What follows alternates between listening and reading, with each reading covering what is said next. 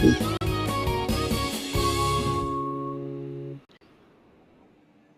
evening, ladies and gentlemen, and welcome to another fantastic edition of Sitback with Shaq and Anu. We are coming to you live on our podcast platforms and, of course, going live on Channel 1 Dialogue TV. Good evening, Anu. How are you? I'm absolutely fine, actually, Shaq. And, I'm looking forward to some fuel, thanks to the fuel pass, although I managed to register. I hope you have too. I did. Did it work for you? It did. Of course, and I didn't share my QR code on social media. Just in case anybody's wondering. Lots of people have basically decided to share the QR code as if it's some sort of memento. Little do they know. I tell you, right? It's meant to be a unique QR code. You don't want to be sharing this thing. Anyway, it is what it is. But yeah, it's a great initiative. Yeah, I really don't know, Shaq, how the petrol mafia is going to react to the fuel pass, of course, because, I think it's effectively puts paid to, people just staying in line, collecting fuel, and then selling it at, a premium price, on the black market. In fact, I've had friends of mine telling me that they've been offered fuel at 3,200 rupees a liter. Wow, I think that's cheap compared to what I've heard. Oh, really? Okay. More than that. But when that news came out, when the power and energy minister introduced those little fuel delivery trucks of sorts, and which is a great initiative. Right, so I thought he was just talking about the trishaws because they have more fuel than anybody else does. just tap into that extinct buffer already.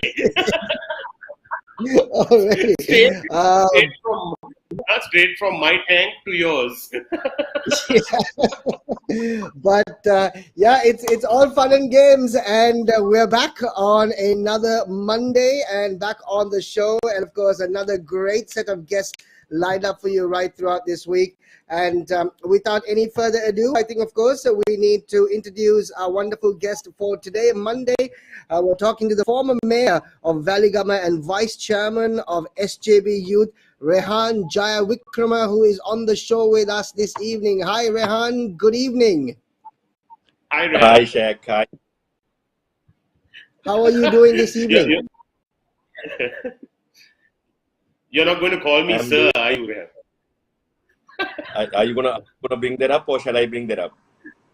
Sir, I think we should bring that up before anything else. What is this sir story? Shaq, so it's very simple. Rehan, you better tell. So when I was at British school for a short while, was our drama teacher, and what a tolerant drama teacher he was.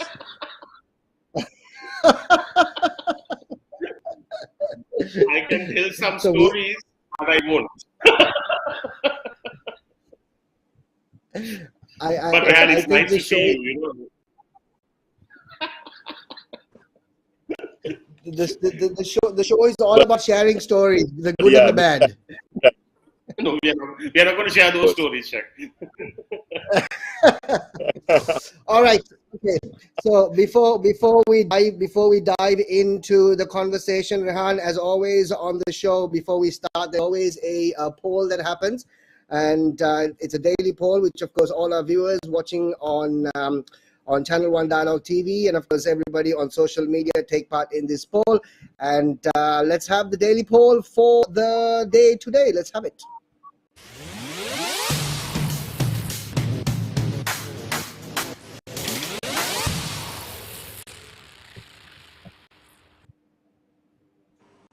Right. So as you know, the poll is designed to kind of retrofit the guests we have on the show, or an ongoing current topic.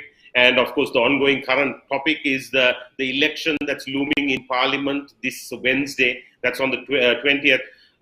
So here we are. should the SJB not have fielded a candidate for the presidential election and concentrated on being a part of an all-party government instead? Yes or no answers only. Please WhatsApp your answer to our hotline 077 669 1590. Once again, the question: should the SJB not have fielded a candidate for the presidential election and concentrated on being a part of an all-party government instead? Yes or no answers only. Of course, we will reveal the responses, the yeas or the nays, as they stand at the end of the show. But Rehan, what do you think? Being part of the SJB, what is your response? My response is that the fact that we didn't accept the PMship, we got a lot of backlash because lots of people thought SJB was not geared to take that plunge. But then again, it's very evident why we didn't do it, because the Aragale had to continue to a very drastic level for Gotabaya Rajapaksa to actually leave the country. So that being said, you guys also know that the parliament is dominated by the SJB. The SJB only has 55 something seats. We have to be realistic in a pattern, and we got to understand that the SLP still has a resounding which is over 140. So when this whole thing happened on the 9th of June, I think Sajid was in hospital at the time because he had a very bad case of influenza and he was admitted. And he's a man who never likes to go to hospital. I think he can count with his hands how many times he's been to hospital. So he reluctantly went to hospital that following day. Then the day after that, I think on Sunday, he issued a public statement saying that he's going to contest for presidency. Then at the same time came the other names. Then subsequently, Salahaperuma said that he wants to be president. Anand Kumar said that he wants to be president. And the party sat down at multiple levels. I'm sure you guys know that the SJB has quite a few decision-making bodies. So there's an executive committee, there's a working committee, and you also get the parliamentary group. So I think when the parliamentary group had met, but even before the parliament meeting, there was a meeting with all the electoral organizers of the SJB. It was at about 1 o'clock today on Zoom. And over 140 electoral organizers, the SJB leader, that if we do get presidency, we should go for presidency. If not, we have to accept ship and make these changes from inside without standing from outside, because the people don't have a very good opinion of Mr. Wickremesinghe becoming president. And our fear is that if we don't accept at this given time, that there could be further anarchy in the country, and it may go to a level where even the IMF negotiate with us anymore. That is what's happening right now. So the SJB as a majority is on the opinion that Mr. Premasa should either accept the presidency, and if we don't have the numbers to get the presidency, that we should opt to become PM. And I think that is not under Mr. Wickremesinghe. I think what they're saying is that Dala Salahaperuma is comparatively or relatively better than the rest, and we should push for the 19th Amendment. And I think if we do accept PMship, that's going to be one of our number one request, which is not only a request, it will be a demand that the 19th is almost immediately, so that the powers can come back to Parliament. So anyway, according to the current acting president, he's actually bringing back the 19th Amendment, and which is of course on what he's basically been talking about it. Going back to what you said, that you want to basically be inside without obviously being outside and trying to make those changes. This PM position was also offered to the opposition leader when Gotabaya Rajapaksa was president. You could have taken it at that point and gone inside and made those changes at that point, but you didn't take it at that point, because right now it's almost the same call that is requesting the current acting president also to go home, which was the same call that was actually asking Gotabaya Rajapaksa to go home. What's the difference now? So, Shaq, one of the that's a very interesting question. One of the key points that we put forward to President Gotabaya Rajapaksa was that he needs to give us a stipulated time. Now, earlier it was as little as 48 hours, but then we realized that that's a very unreasonable type of request, and then we told him that he needs to give us a stipulated time frame in order to accept this. And that decision not to accept it was not actually made by Sajid Premadasa himself, but there was a majority in the party that told him that unless Gotabaya Rajapaksa gives a stipulated time frame in which he's going to go, that we shouldn't accept it. Now there were only about 2 members who were against, and that was Harin and Manusha, and they both ended up leaving the party. But Shaq, I mean, when you're working in a party like the SJB, democracy or internal democracy is something that we take a lot of pride in.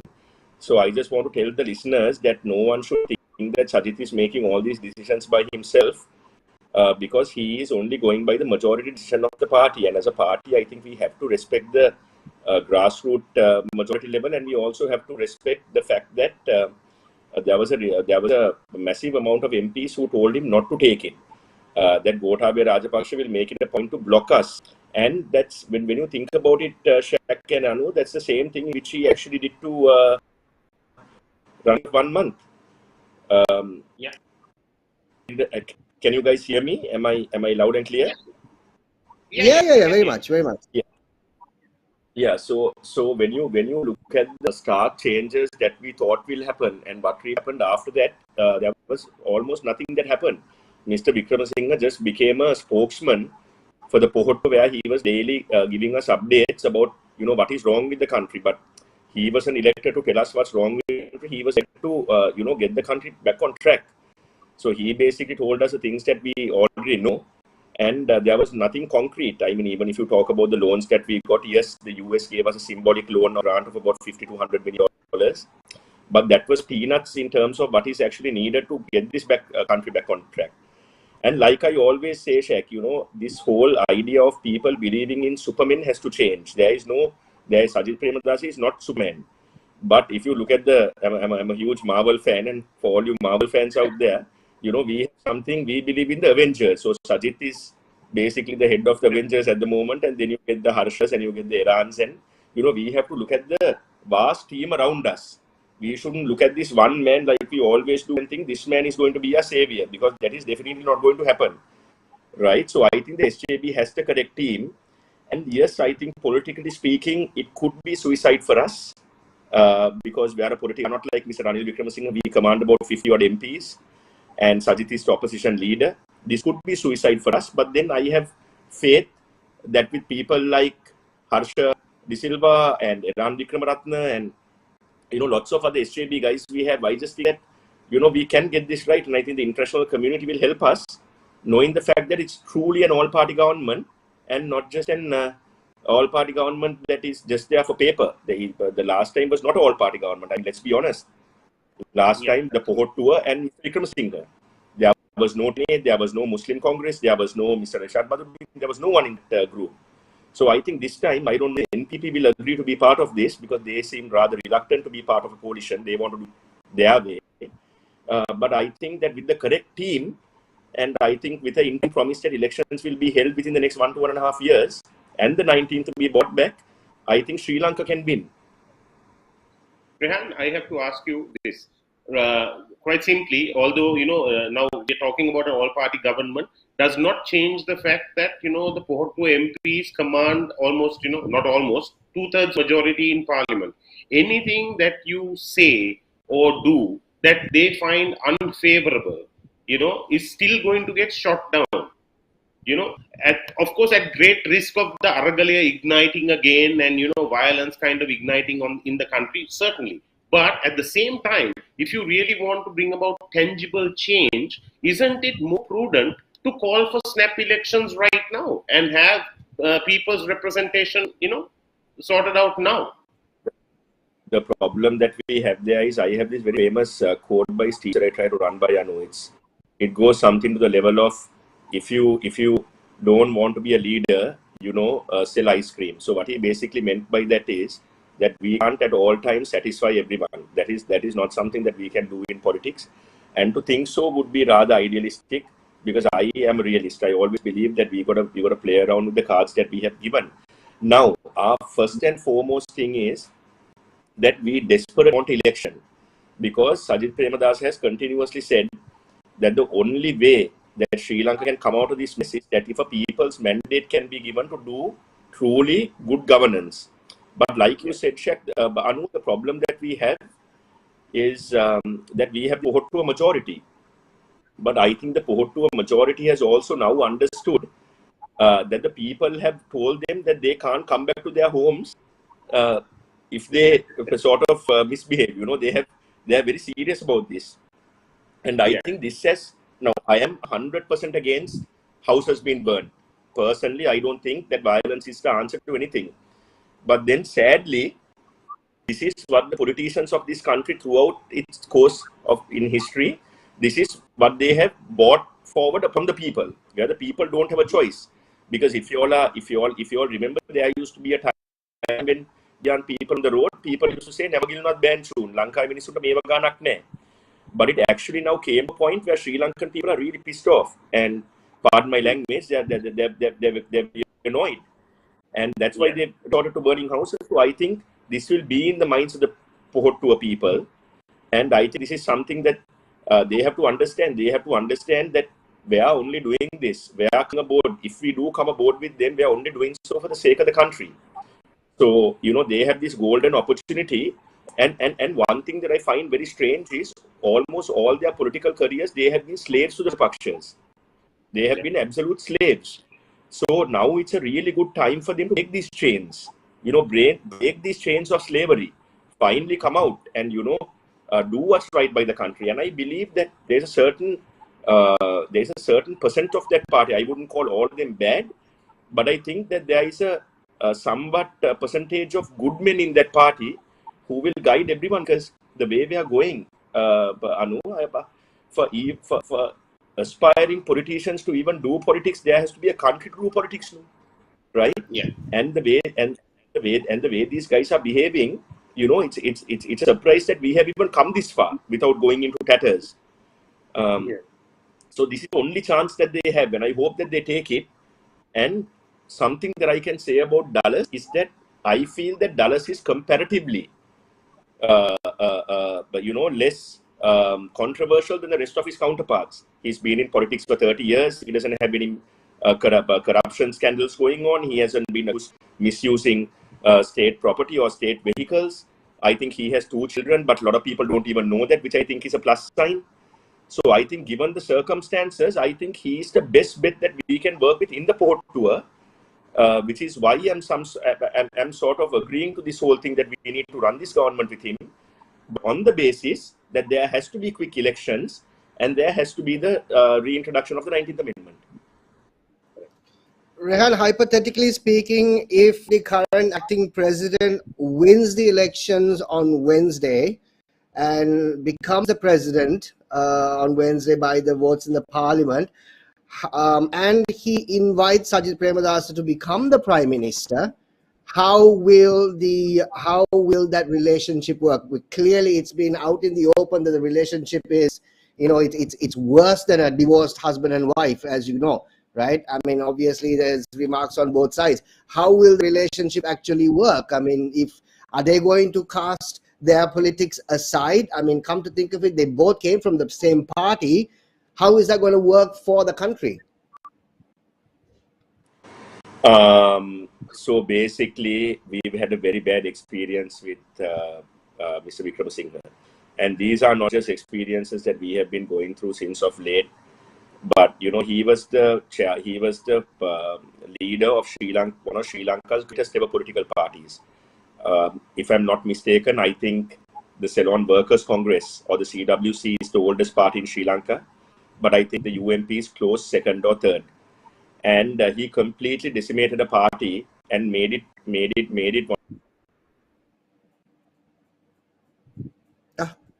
We just lost Rehan. Okay. Can you?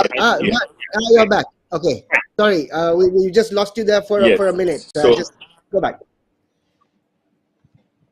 Sorry. So I think he completely ran a party to the ground. And Shaq, I was one of the first local councillors who actually wrote a letter to Mr. Wickremesinghe all the way back in 2019, telling him to hand over the leadership of the party to Sajid, and to join hands with Sajid and groom the next set of UM leaders. But because of his pure hatred with Sajid, I mean, this man really hates him. I can tell you that by being in all these closed-door discussions, he actually hates Sajid.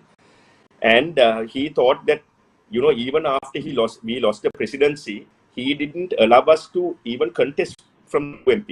He didn't even let us use that symbol.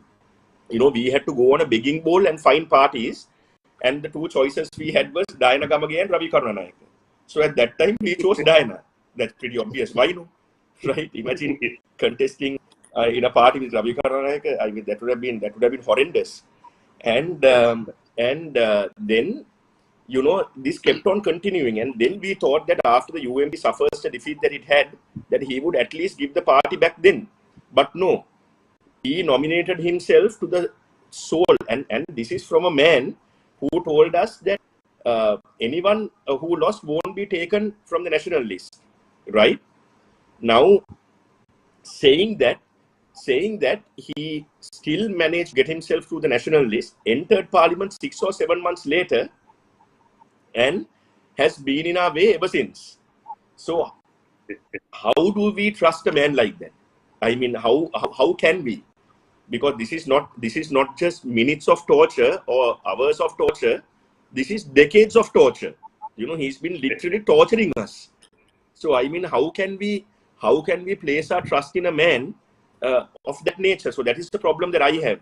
So I, for one, will never ever trust Mr. Wickremesinghe after all the things that he's done to us. And if you read that letter, I mean, Shaq, when you all have time, please read that letter. It's still out in the open. I have actually commended him and I have pleaded with him.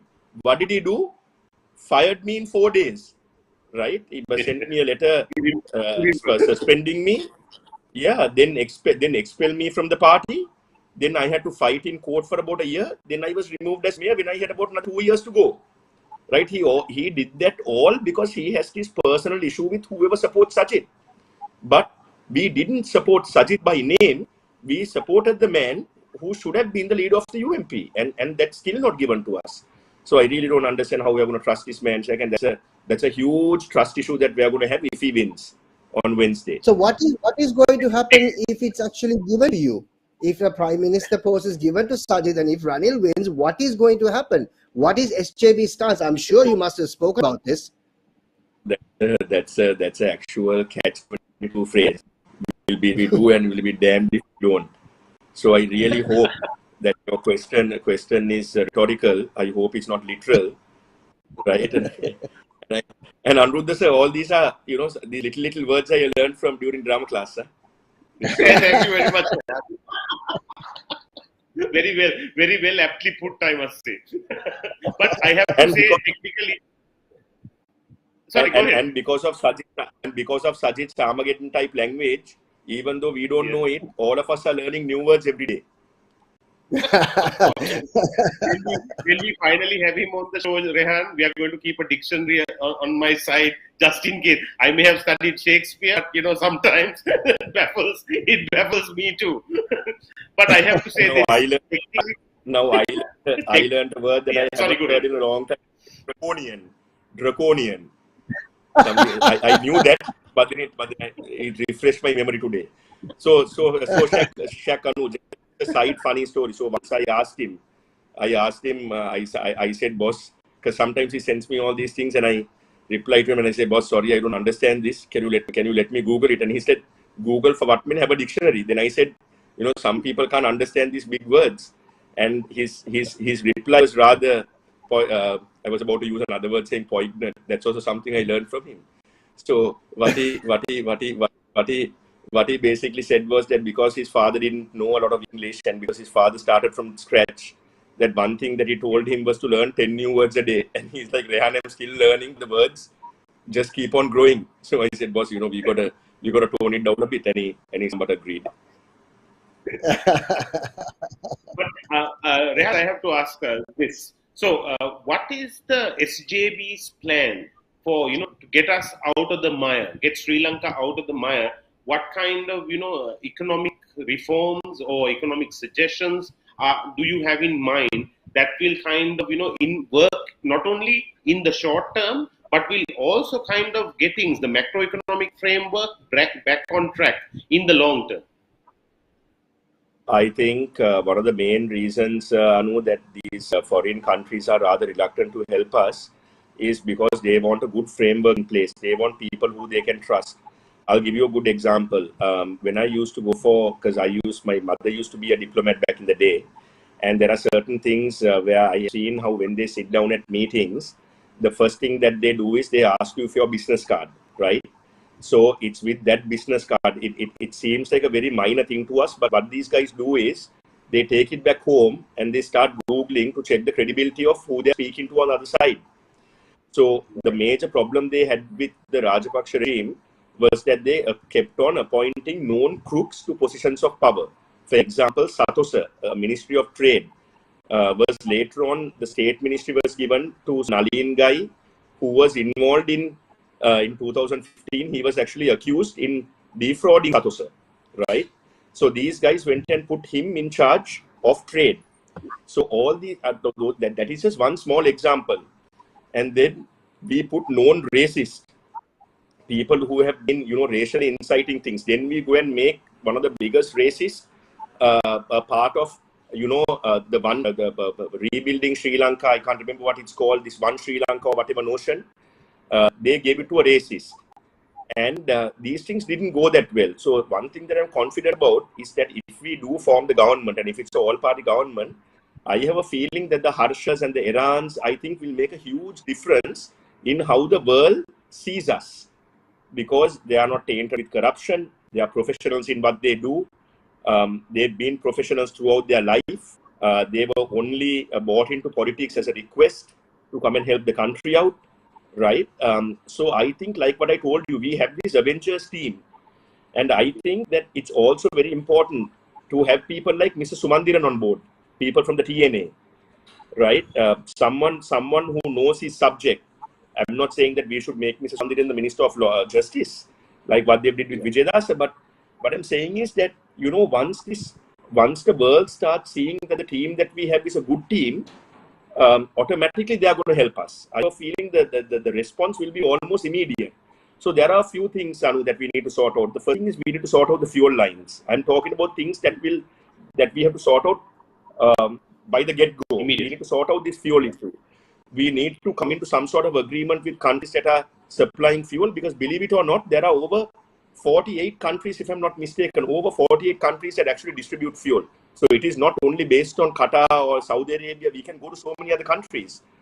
And if you do present a good economic plan, I think Harsha and them have already done it. It's done by that report was compiled by people like Professor Rohan Samarajiva. This was not for the SJB, but it was a citizen sort of request. And I think we have taken that in. It's called the Minimum Point Economic Recovery Plan, which people in the Pohottua like Charita Herath and all have agreed to, Professor Charita Herath. So I think once we give out this plan, and there's the point I would like to make here. When we, as a political party, told Mr. Wickremesinghe that we are ready to give Harsha's expertise to the Committee of Public Finance, do you all remember what happened then? He agreed in Parliament, and for the past 2 months that was not done. Why do you think that was not done? That was not done because the Committee of Public Finance is almost as powerful as the Finance Ministry. It's a very, very powerful public entity controlled by Parliament. So knowing the fact that Harsha will do a good job and the credit will go to him, it was denied. So having all these committees in place, appointing good people to these committees, and of course presenting this economic plan to the rest of the world, I think that we can do something great. I think it can be achieved even a year, where the rest of we put the framework in place, then go for elections, then get the mandate, and come back and finish what we started. Rehan, obviously we got questions coming in, and I think our producers will have the questions up on the screen in a few minutes. But talking about the 19th, that you did speak about the 19th, and you said you're a huge Marvel fan. Now, if Mr. Wickremesinghe actually does become the president, and he enacts the 19th, he automatically, in your word, as a Marvel fan, he just becomes Nick Fury, and Sajid Premadasa becomes Captain America / Sri Lanka, so to say. Right. But then, so then what happens? Then you obviously have your rest of the Avengers in Harshas and Irans and everybody else at the SJB, who, of course, in the forefront, so to say, in this all-party government. But then the president's powers are curbed in the 19th Amendment. So what's the problem? He doesn't have that amount of powers. I just think that being the cunning 20th century fox that he already is, I think I think he's not very serious about getting rid of the 19th amendment. I mean, getting rid of the 20th and bringing us back to the 19th. I think these are all things to sway votes, or progressive votes, onto the side of the PM, the current president. And I mean, he has played this political game all along, and I find it very difficult. Now, if you remember what he did in 2015, he curtailed Maithripala Sirisena's powers, and he made himself more powerful. So I don't understand. Now, would he have done that if he was the president at that time? Is a question that I have. I think Mr. Wickremesinghe has long wanted this executive powers. I think he loves it, which is why, I mean, who in their right mind will be acting president and in a day gazette all the institutions given to Dhammika Perera? That is something he should have done when he became president. But he's very petty that way. He just wanted to show Dhammika, you know what, you may be Sri Lanka's richest man, but all the subjects that you got gazetted, I have got it under myself in 24 hours. Because what can you do with those institutions in 24 hours? What can you do with them in a week without having power in parliament? So I think he's very petty in his terms of thinking, and I honestly don't believe that he will reenact 19th. But I honestly feel that one of our conditions that we have said is that we need to somehow get this enacted. And thing is that the poor has to know the whole of Sri Lanka is looking at them. So if they don't agree to the 19th, everyone knows that what they are doing is treason, or what they are doing is treason towards its fellow countrymen. One second, when I said treason, I all of a sudden went back to Gotabaya Rajapaksa when asked about Lasantha Wickremesinghe going, that's treason. So no, I'm not speaking like him, but I think that the people of this country are watching, and I think the members will be compelled to vote for the 19th, or to bring us back to the 19th, because to bring us back to the 19th also requires a 2/3 majority. Rehan, we have a question coming in from Upul.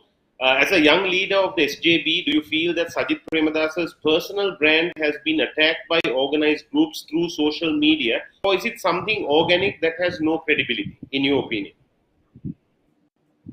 So I'll tell you a funny story. During the last presidential election where Sajith contested, we actually got information that there was a troll farm run by you know who. Let me give you a wild guess.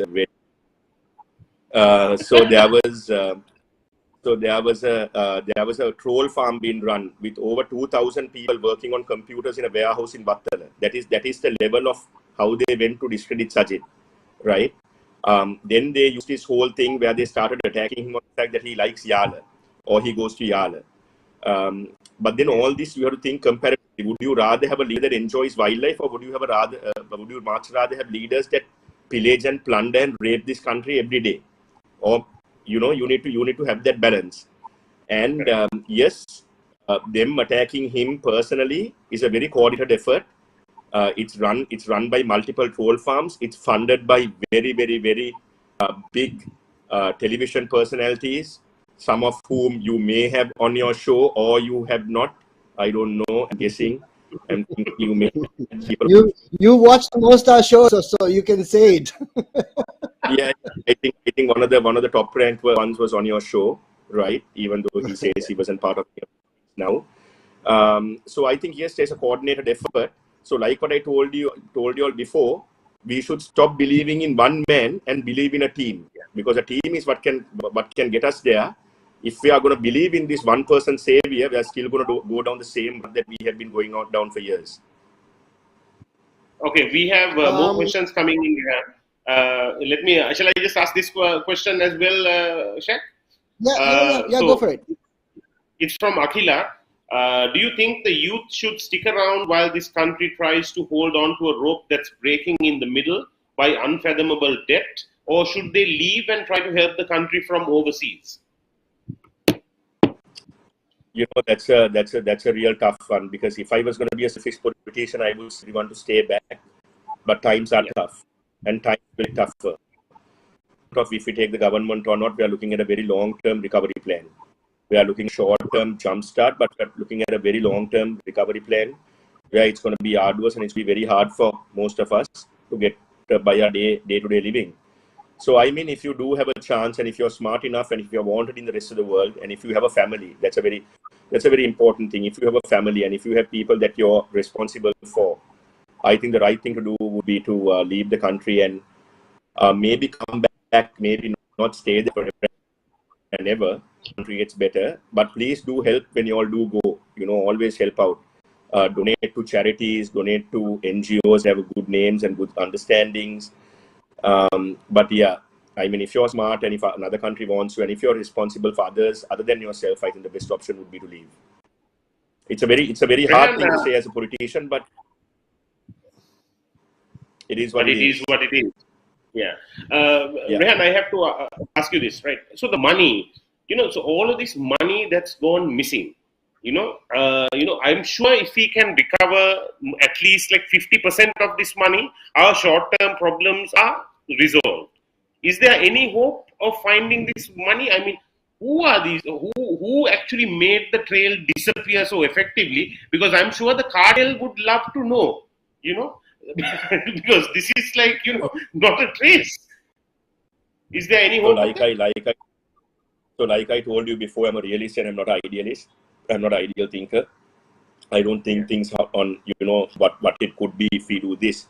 What I go back is I look at history. The very closest example to this is what happened in Philippines when Fernando Marcos was forced to fled in the 90s. And now when you look at it, then they created a task force. Multiple governments that came into power after that, their one election promise was that they are going to recover the wealth that the Marcoses stole. And they created something like the FCID, which was a very, very powerful anti-corruption framework that they put in place. But then what happened 37 something years, his son won the elections. And you know how he won the elections, Anu? One of the main election pledges that he made, look at how ironic this is, to disband the unit that created to find their family's wealth. Right? And the people voted for it. Marcos. So I think they have been, so you can see about 10 different leaders riding on that particular anti-corruption body, and then we have the son coming and saying, I'm going to disband it, so vote for me, and he got voted in. Now the problem that we are having is that we have to think that this money was not just stolen. It was done. It was swindled. It was basically sent out of the country. And the way, when you look at basic money laundering, there are people that take a commission for laundering this amount of money. And they are, right? So the trail will be very difficult for us to find. And I honestly don't think we have a lot of hope with that money, because they've been very smart about it. They've been very smart operators, which is why they couldn't and they haven't been caught already. I mean, they even got away, Basil even got away by building that house in Malvana, and the only house in the world that was built by itself. There is no owner for that house. Right? That's how they get away. This can be featured by itself. Next season of the Ozarks, I tell you, will be... Absolutely. In Sri Lanka, if you get caught, or make a money. But Rehan, the thing is, I mean, it's also, I mean, it's no secret that you're very close to the Rajapaksa sons. You also at one of their weddings. I mean, you're good friends. You don't call somebody who you just know as a hi bye to be a best man. So I mean, obviously, you are rubbing shoulders with them. So you clearly know what's going on. So I'm gonna that very briefly to you, Shaq, that I've been all my life. So this is news, so I'll be glad to answer. How I know my original Naman, because Nami put to school at the same time on the same day, at St. Thomas's College, Mount Lavinia. That's how I knew Naman. And he was not accused of all these things back then. Actually, comparing him to other patients' children, good children. I'm going to stop you there, Rehan. I'm going to stop you there, right? we're just gonna basically take you off screen right now. I want you to jump on another connection because this is something I really want our viewers to actually know, but it's unfortunately breaking up a bit, right? So if our producers can actually just put Anu and myself on screen right now, Rehan, you can actually jump on another connection and maybe jump on a data connection or whatever, and then we can actually get back on. But yeah, it's heating up. It's wonderful to talk to Rehan. No holds barred, as they say.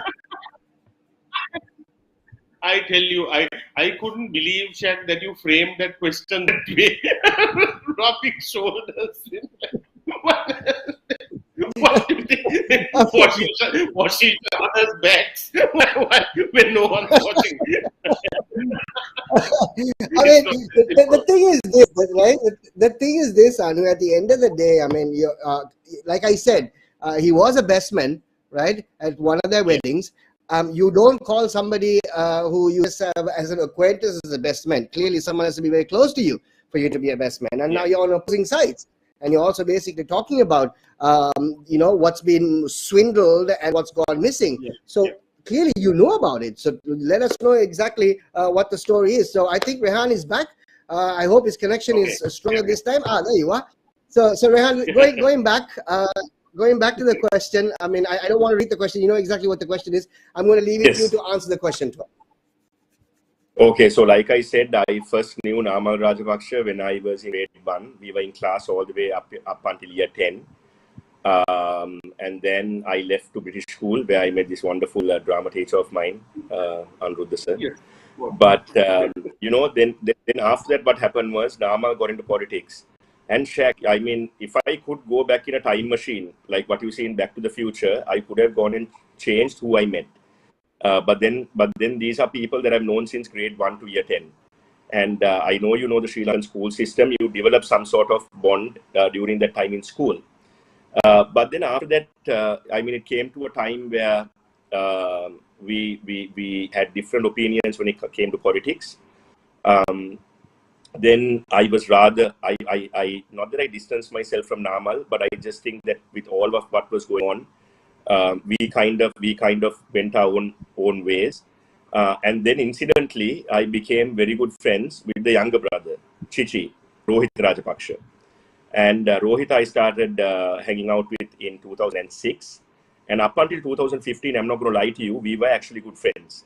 And the reason that we continued that friendship was because at that time, I saw him not as a political figure, but I saw him as my friend.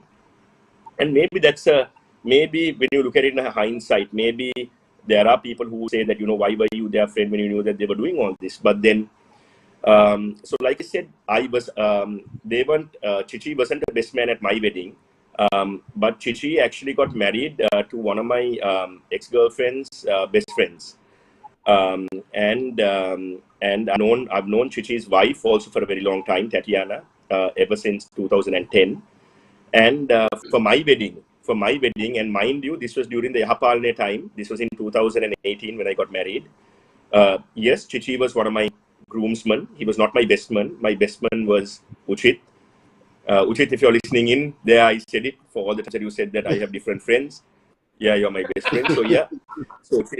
So Uchit was my groomsman.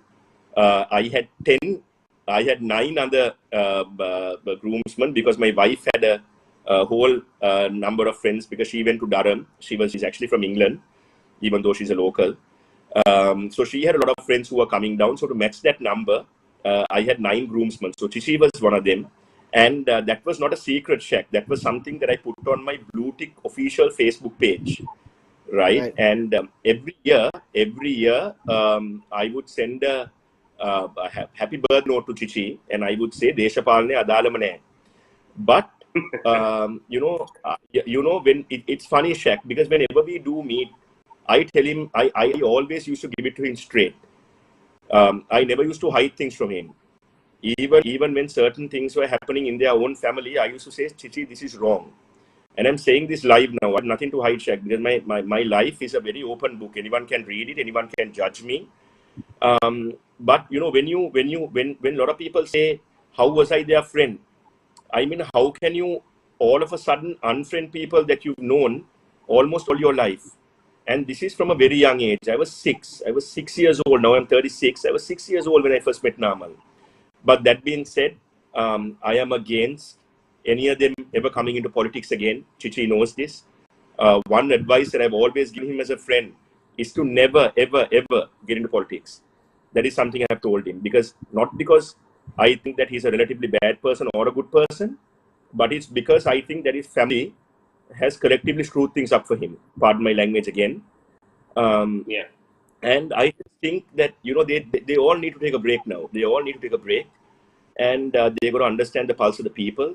So that Shaq is my friendship with them. And I hope I explained it well. But that being said, I also want to end it by saying my political ideology is not their political ideology.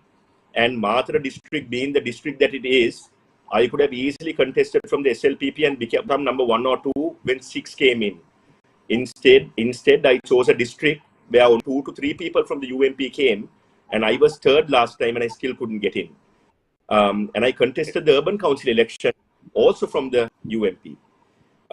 So I think my ideologies are different, and their ideologies are different, and I just try to keep to that. But to be very honest with you, I haven't met Chichi after the 9th of May. I haven't met him. We do speak somewhat on the phone. Yeah. What I find most surprising is actually, I understand these friendships, how they are formed during school era. I mean, I went to St. Thomas's too, and, there are different people from different ideologies. And but what I find most surprising is how you actually manage to even get a word in edgewise, because what time was it between his degree, his attorneys at law, his PhD? So I'm gonna be. This is gonna be a really unpopular thing that I'm gonna say. Yeah. But I don't know whether he obtained or how he obtained all of it. But one thing I can tell you is that he definitely 100% studies more than the rest of his counterparts or his brothers. He's actually, whenever you go to see him, he's either reading a book or reading something about space debris, or things that are very hard for me to even understand, and he'll be given tuition to a little class. So I was not there when he did all these exams, but he is relatively smarter than the rest. But I don't know whether I'm not going to throw myself in the deep end by saying that I know how he got all these qualifications, because I honestly don't know. But yeah, he's smarter than the other two, is what I have to say.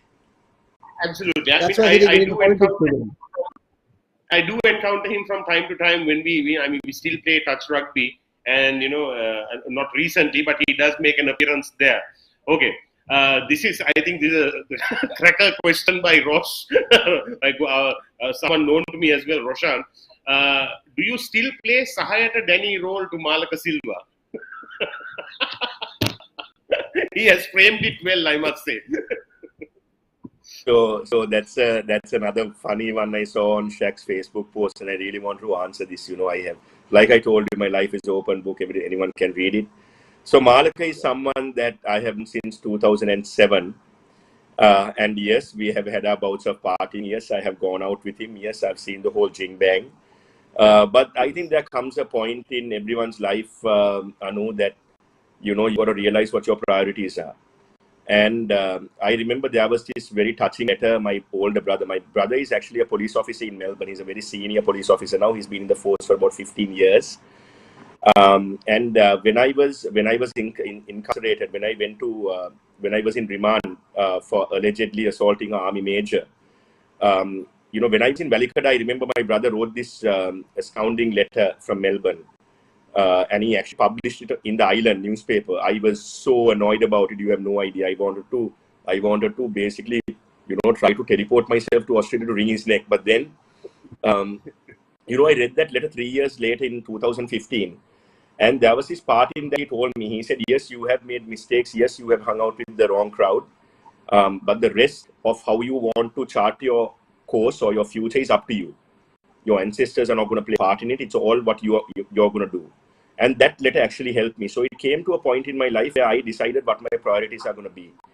And I actually, my first election to the urban council was when I decided that I have to either choose whether I'm going to continue partying and becoming Colombo's playboy, or if I'm going to actually make a difference. And I did make that difference. I got married in the process. I have two sons, one who's 3.5, another who's just 1.5. So I think times are changing for me. Times did change, and yes, Malak was my friend, and I still do talk to him, whenever. It can be once a month or once in 2 weeks. When he does call, or when I do call him, I do speak to him.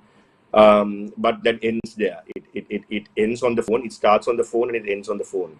It doesn't progress to any more than that, and he knows that. There are multiple times where he has invited me for certain things, and I've made it clear to him that my life is now different. And while I wish him all the best, there are certain things that I can do and I can't do, especially with optics. Optics is very important when you're a politician, and I just can't be being the same old Rehan. I got to be new. I got to transform, and I got to reinvent myself. And I think I've done a fairly okay job of it. And I think I can be better in the future. I always believe in reinventing. I always think that we can always be better than what we were yesterday. I think so too, Rehan. All right, Rehan. Actually, trust me, when you were elected as mayor, when you became mayor in Veligama, I couldn't believe my ears or my eyes, right? But I was so glad, because I knew that was like, transformative change. And, I think it has worked well. And you can just give me 1 second. I think a person that has to take a lot of credit for this is, there are two people in my life. One is the former chairman of, the current chairman of Fairway Holdings, Hemakadi Alvis. He took me under his wing and he gave me a lot of brotherly advice. And how can I forget Mangala? Mangala played a huge role in who I am today. And I try to live by his ideologies. I don't agree with all of it. But I think Mangala did play a role. And I just had to mention these two names. And of course, my wife and my mom and my family, they always supported me. But I have to, think about these two names, because they played a huge role in the transformative passageway. That whole transformation thing, they played a huge role, Anu. Rehan, we just got about 8 more minutes to go before we are done with the show. I know, as always, so much that we want to discuss, and we don't have too much time also. Quickly, a couple of questions that we want to fit in before we go off air. Today, the opposition minister, obviously the opposition leader, so to say, met the reps of the Aragalaya. What was the reason behind this? Was it just to win them over, or was it just to basically hear their demands, or was there a requirement to meet the reps of the Aragalaya?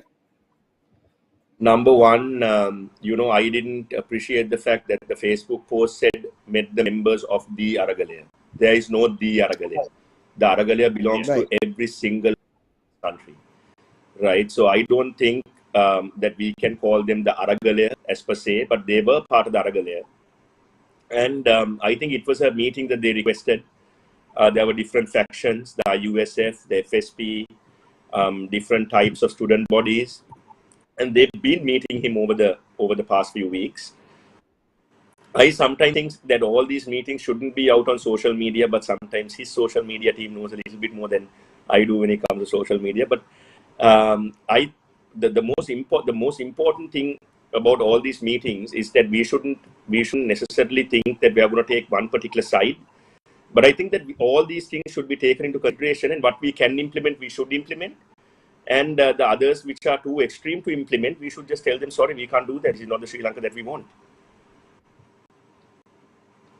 Agreed.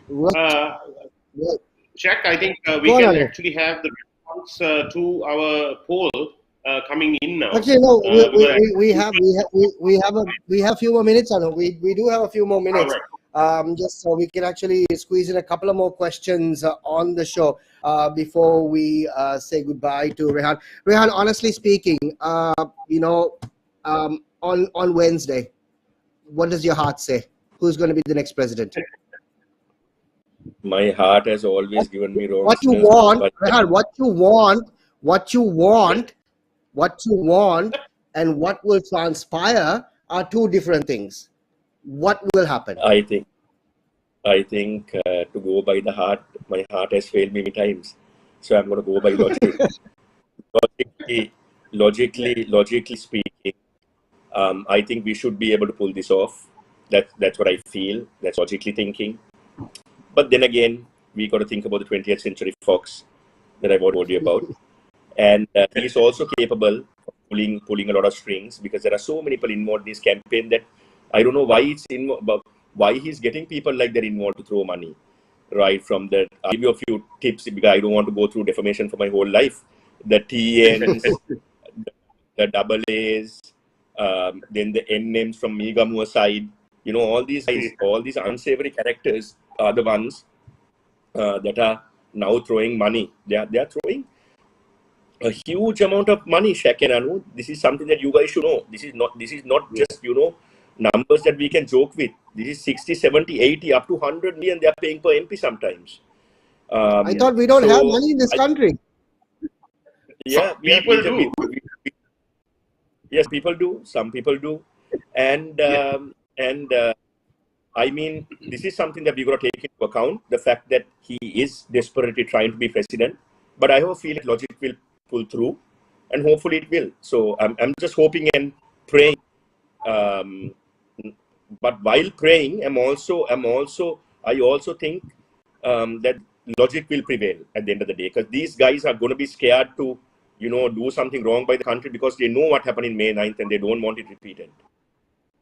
And quickly, one more question that's posted up now on screen. This is Dinuk Dharmasena who's asking the question: if the SJB forms the next government, what will be the stance on state-owned enterprises running at losses amounting to billions of rupees? Will these enterprises be privatized under an SJB government? And I don't think he's talking about the short term.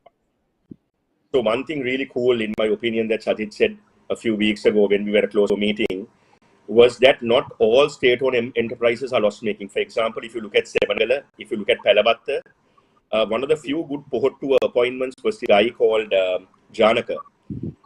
He was actually a career-driven sort of guy, and he was appointed as chairman of Sevanagala and Palabatta.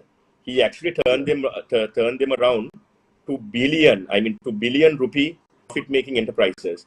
So I think we need to first get a list of what these SOEs are. Then we got to find out what is profitable and what is not.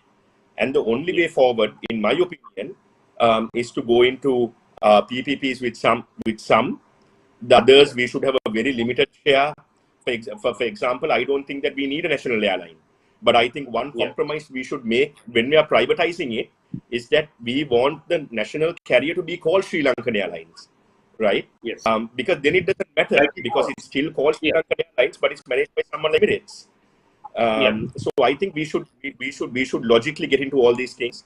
But the only way forward, like I think, is that most of these SOEs are underperforming, and they should definitely be semi-privatized, or even give full privatization, as long as the state doesn't have to suffer the losses. Correct. I think PPPs are the way forward. It has worked in many other countries, and there's no reason why it shouldn't work here. Right. Absolutely. So that actually brings us. That brings us to almost the end of the show, and I'm adamant to get the results out there. Shaq, I hope you don't mind for the polls. Because our directors, our producers have been sending in all these questions and telling us all these things, but unfortunately we just don't have enough time, Rehan. Wish we had more time. We are going to get cut off again if we don't conclude the show. Sorry. Getting asked questions. Thank you, everyone. I mean, there's so unfortunately we can't put up most of the questions. It's not that we can't put up the questions, we just don't have the time to put up these questions. We have so many that's actually coming. But Anu, I know you're itching to give out the poll results, right, of the question that we asked. So why don't we have the question up on the screen right now?